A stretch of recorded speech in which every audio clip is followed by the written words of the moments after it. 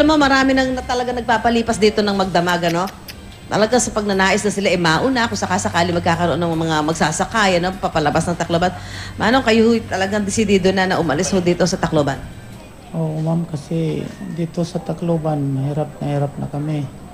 Dahil lang yung mga, hindi na kami makabili ng pagkain dahil rinaransak yung mga komersyal, mga department store.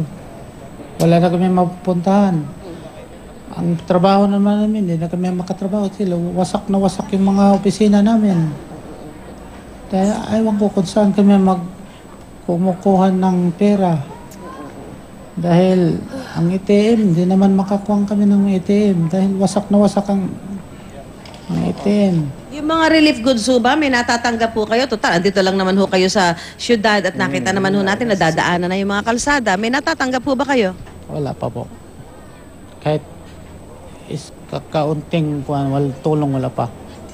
Meron kayong gustong panawagan ho sa ating gobyerno habang ganito ang sitwasyon at sinasabi ho na nagbibigay naman ho sila ng tulong sa mga naapektuhan ho ng bagyong Yolanda?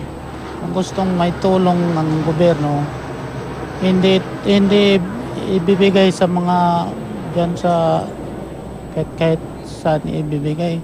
Kung gusto nila ibigay bahay-bahay. Dahil kung hindi bahay-bahay, ang iba na naman parang, ewan ko, parang gutom o parang sa kanila na lahat. Hindi kasi nagbibigay ng iba. Yung iba sila nung nagraransak ng mga department store. Sila pa rin ang kung may tulong. So dito na ho kayo nagpalipas ng gabi, naghihintay ng eroplano, pwede nyo masakyan para makaalis na kayo dito sa Tacloban? Yes, ma'am. Kahit C-130, kahit commercial, makaalis lang kami. Maraming salamat po.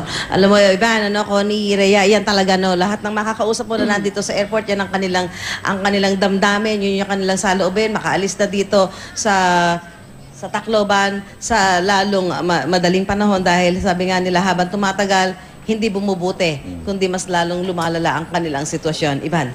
Susan, babalikan namin. Maraming salamat.